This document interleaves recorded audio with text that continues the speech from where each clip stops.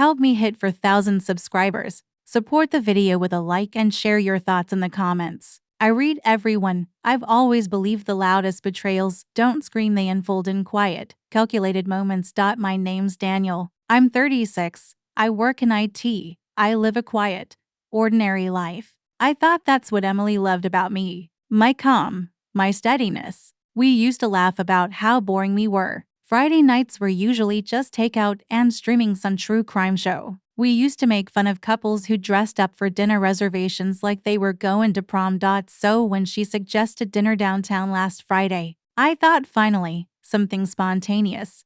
She picked the place, not our usual cozy spots. No, this was one of those modern, sleek restaurants with exposed brick walls, overpriced cocktails, and menu items that didn't use full words. Emily arrived late. Not a few minutes late. I mean 20 minutes late. I was already seated, staring at the menu for so long the waiter had stopped asking if I was ready. And then she walked in. Not just walked in, floated. Hair done like she was attending a wedding. Red lipstick. Heels I hadn't seen in months. I stood up out of habit. Out of instinct maybe. She kissed my cheek. Cold, brief. Sorry, she said. Tyler had trouble finding parking. I blinked. Tyler, she smiled. A little too wide. A little too quick. Oh, didn't I mention? I invited someone. You'll love him. Before I could respond, I saw him. Tyler, trim beard, perfect haircut, slim fit blazer. The kind of guy who looked like he practiced his smirk in the mirror. He walked up like he owned the restaurant, not just the seat he was about to claim across from me. I didn't shake his hand. I didn't smile. I just said, hey. He grinned like we were old friends. So this is Daniel. Emily's told me so much. Emily laughed. I told you he'd be shy at first. I wasn't shy. I was stunned. I looked at her, then at him, then back at her. She avoided my eyes and opened her menu. And in that moment, I knew exactly what was happening. This wasn't dinner. This was a comparison. This wasn't spontaneous. This was strategic. I didn't say a word. I nodded. I smiled. I watched. Let them have their little performance. Because if Emily was testing me, she had no idea what kind of memory I had. No idea how good I was at watching the right details. Tyler talked like he was paid per word. Before the waiter even brought water, he launched into some pitch about a tech startup he advises on the side. He name-dropped like he was trying to impress a boardroom. You know, I just got off a call with a guy from Google's AI division. Crazy stuff. Man, I nodded, took a sip of water, let him keep going. Emily laughed a little too hard at his jokes. She kept playing with the stem of her wine glass, not looking at me much, not like she used to. Tyler leaned in toward her every time he spoke, like I wasn't even there. At one point he touched her hand lightly and said, "You always had the best taste in music. Still a Phoebe Bridgers fan?" She blushed, actually blushed. I looked at her, always preferred older jazz when we met.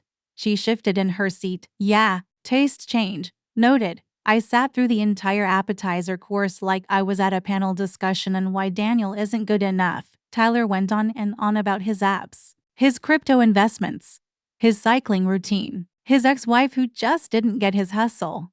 He wasn't settled. This was a man trying to dominate the room. But me, I don't perform. I watch. I read systems for a living. And tonight, I was reading to people writing their own downfall. One misstep at a time. He called Emily M. twice. She didn't correct him.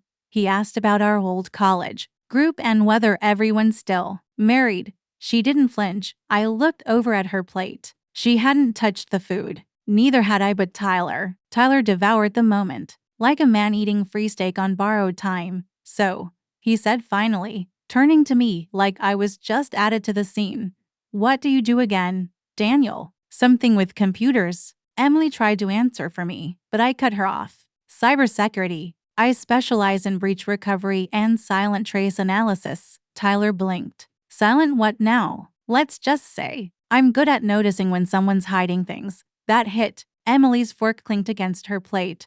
He chuckled, like he didn't hear what I actually said. She knew.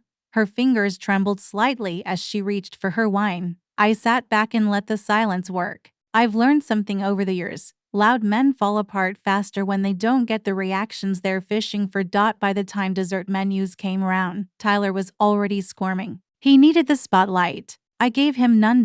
And then, right as the waiter brought the check, I leaned forward slightly and said, Tyler, does your wife know you're here tonight? He choked.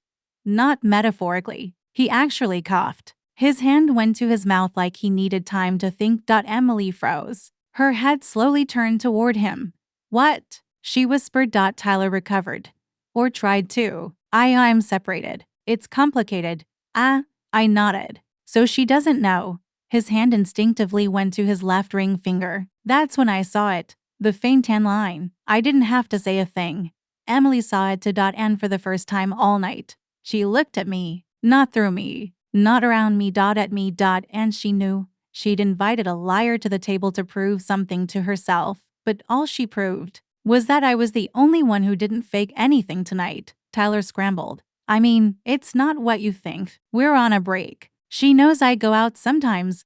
Sure, I said calmly, leaning back in my chair. That's why the tan line's still fresh. Funny how skin tells the truth faster than words. Emily didn't move, didn't blink. Her lipstick was smudged now. She looked smaller than she had when she walked in. Tyler kept talking. I didn't think this was a big deal. Emily said it was just dinner. I wasn't trying to. To what? I asked. Convince her she's better off with someone who doesn't even finish his first marriage before shopping for the next. That shut him up. The silence around our table was no longer subtle, it was suffocating.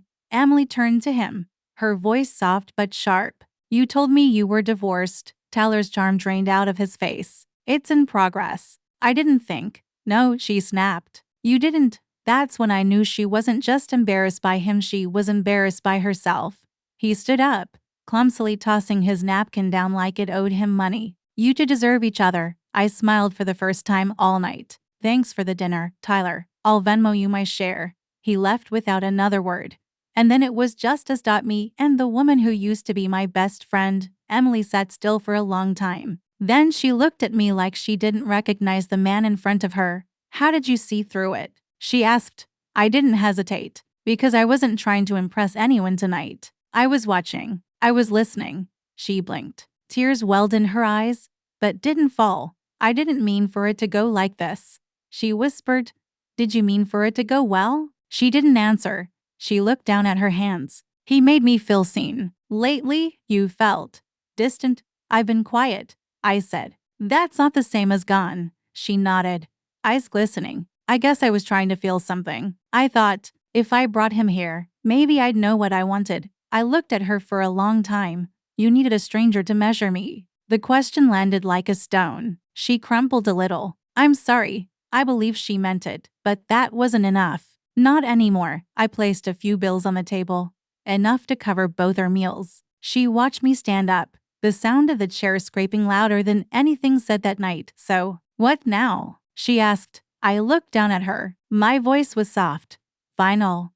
We take space. Not the kind filled with strangers. And I walked out.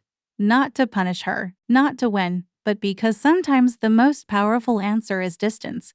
Not every exit has to slam the door. Sometimes it just clicks shut and stays that way.